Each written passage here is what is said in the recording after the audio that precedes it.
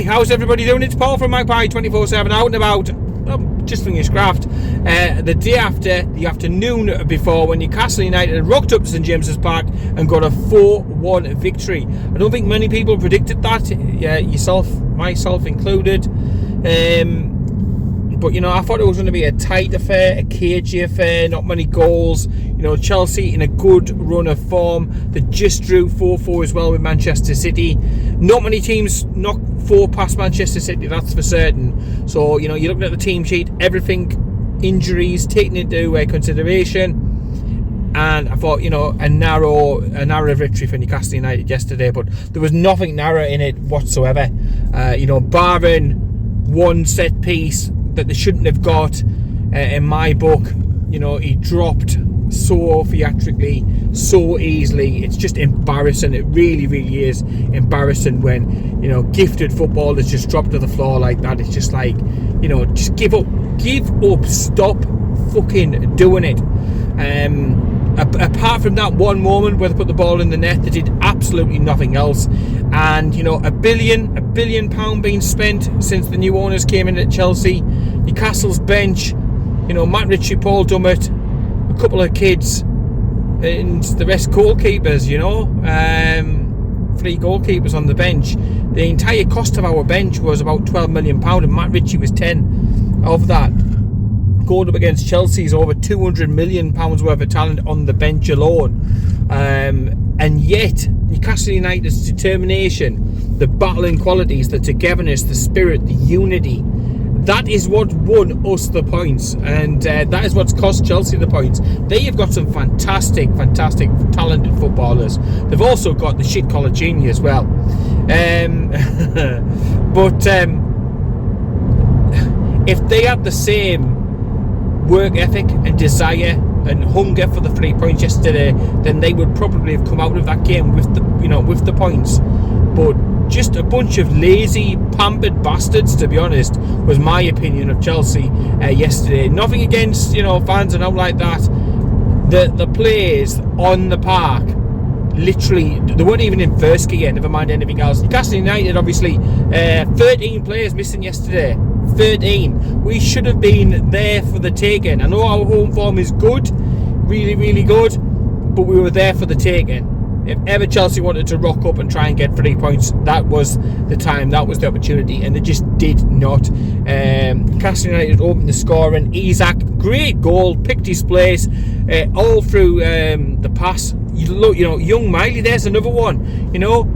Chelsea have got hundreds of millions of pounds to be able to call in off the bench or the reserves and so on and so forth, and we're calling a 17-year-old lad up from fucking up the road in Stanley, and he's coming in.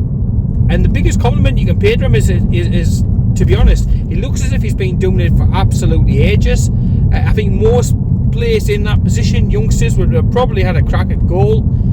Took the chance for glory, but it's an absolutely beautiful pass through to Isak, and that's what we were missing down at Bournemouth. A striker, somebody up top, somebody clinical, somebody who just lives to score goals, and Isak is that. Isak back from his latest injury, back on the scores sheet, fantastic. Like I touched upon before, they then equalised. Not for me in a month for Sundays was like a free kick, and to be honest, the cockiness and the arrogance from the goal celebration probably was their downfall, because second half, I thought the atmosphere stepped up a definite notch. It was a little bit flat in the first half. Doesn't help because of the whole situation around getting into the fucking stadium these days. Honestly, them scanners, the fucking Aldi and Asda self-checkouts are better than them fuckers. Shite needs sorting, because it's stopping fans from getting in and building the atmosphere up, and it's causing a crush outside. But I thought when Chelsea scored, they were celebrating right in front of myself and Kyle. We were going absolutely fucking ballistic. Just a piss take, it really, really was. They hadn't done anything to justify the cockiness and the arrogance and the swagger. And then it gets to half time, and I'm like, there's only going to be one win in it, but we only have plan A. So if it goes tits up, we're going to struggle, because the bench was literally beyond threadbare. But yeah, Newcastle United, we were probably in first or second gear first half, still giving it the all, but not playing our best stuff. Second half, we went up a gear or two, and Chelsea literally just knocked it out of gear. I don't know whether, I mean, it was a bitterly cold day, on Tyneside. I don't know if they went back into the dressing rooms at half time, got nice and warm, and then just didn't fancy it second half. The long shirt, sleeve shirt brigade and all that sort of thing. Didn't fancy it, weren't up for it. Newcastle United did. I thought they were way better in the second half, and it could and probably should have been more goals in the end of it. Joe Linton's missed an absolutely fucking cracking chance. I don't know. He'll be living that one back. He will not know how he's missed that. But talking about Joe Linton, his goal absolutely fucking fantastic, wasn't it? Even if the keeper gets right behind it, he's getting smashed into the back of the net alongside it. Love Big Joe, absolutely fantastic. And Newcastle United just walked away with it. It was helped by Reece James. Again, picks up a yellow card, so you need to be sensible, you need to be switched on, you need to be alert. He's supposed to be their captain, and then as soon as he did it on Gordon, who absolutely fucking terrorised him, scored a good goal himself as well, but as soon as he did it, I think I was the first person, and people were probably looking at me thinking, what the fuck is he jumping up and down for? But I knew that he'd already been booked, so straight away, this referee again comes from the long line of referees who are literally inept and fucking useless. So it was just like a case of straight away screaming to the ref, get him booked. That is a yellow card all day. You cannot deny the fact that that was a clear yellow card. Anthony Gordon, he gets the second yellow card. It's a red. I knew that straight away, and everybody else is sort of behind us cutting it on. That's why he's bouncing up and down like he's Jack in the Box. I was adamant they weren't going to get away with that one. Absolutely adamant. So like I said, I was bouncing around. I knew what was going to be happening. I knew what needed to happen, and he gets his marching orders. It's absolutely fucking hilarious. The fans are giving him absolute hell, absolute thunder as he goes off. Just like Sterling got it as well when he was taken off later on in the game. Wasn't red carded him, obviously. When he was substituted off, he was getting it, asking Sterling, what's the score? And, sometimes it's a lesson to learn, Be cocky, be the big I am, be arrogant, think that you're just going to walk to St James's Park and it be a breeze because of our injuries. And no, it totally and utterly fucked him over. It really did.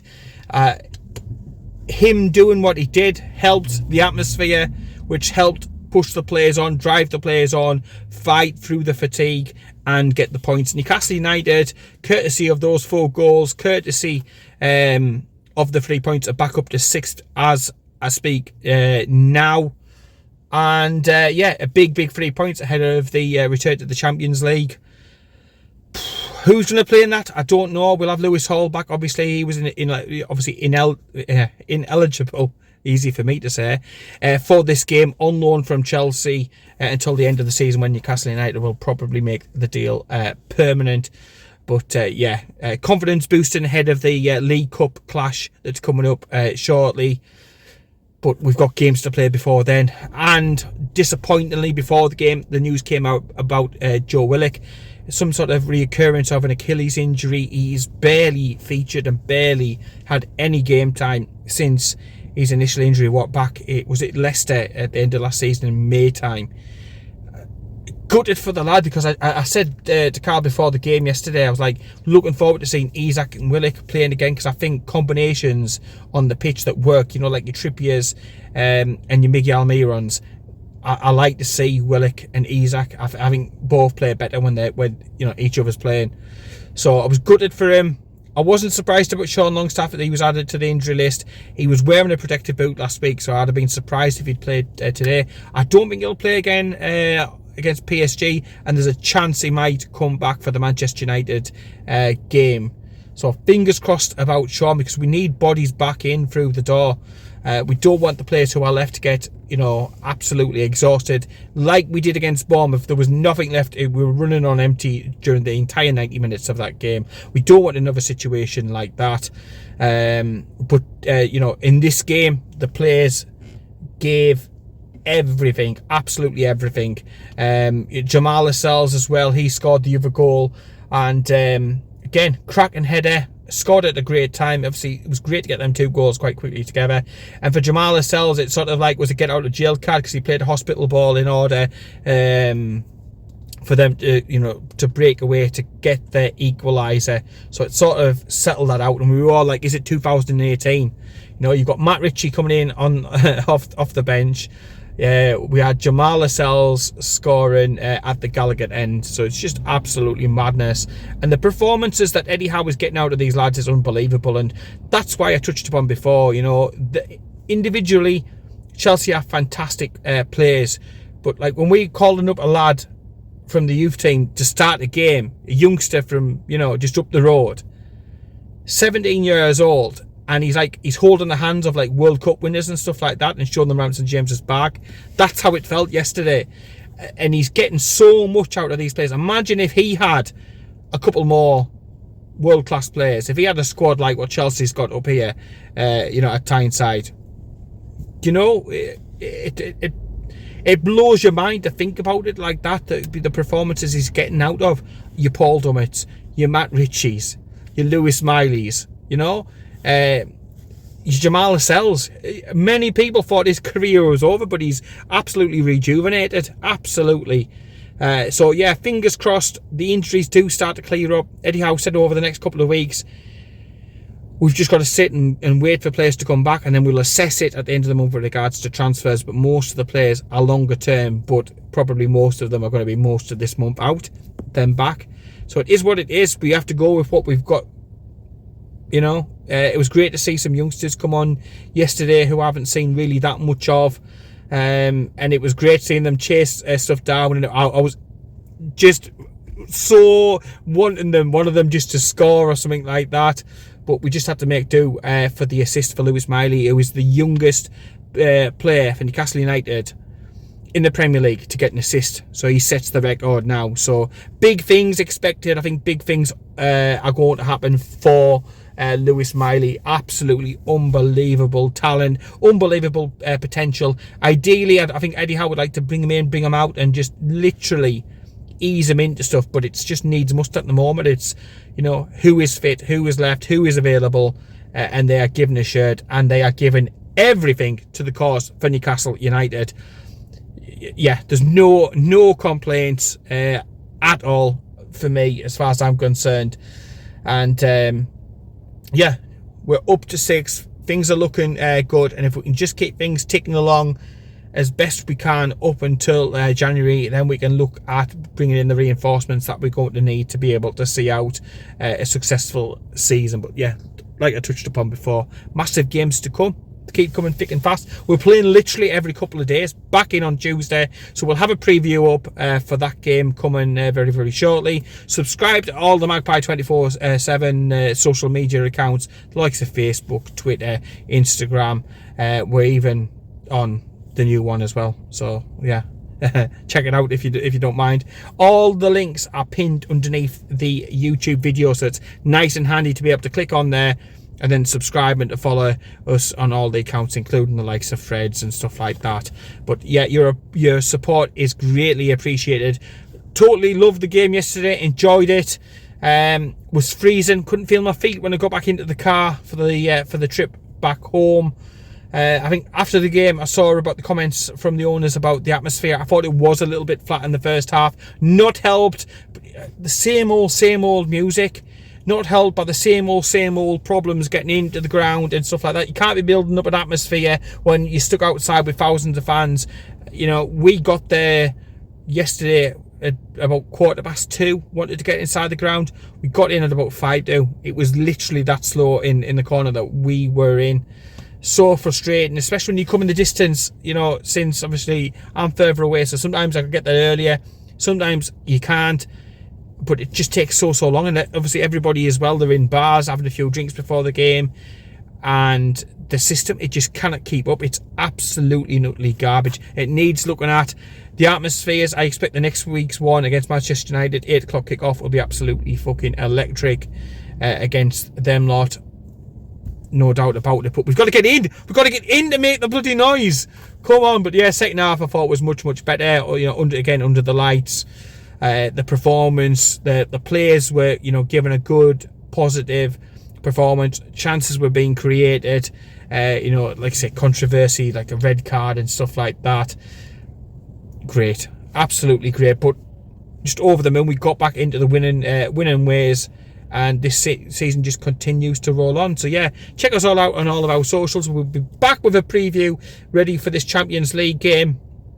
Goodness knows who's going to play. I might get a phone call off Mad Dog myself to go and get a flight over to Paris and, you know what I mean, bring me shirt and stuff like that. I might be getting a game up top. You never know. So yeah, take care. Keep it tuned. Another 3 points. And I'll see you later.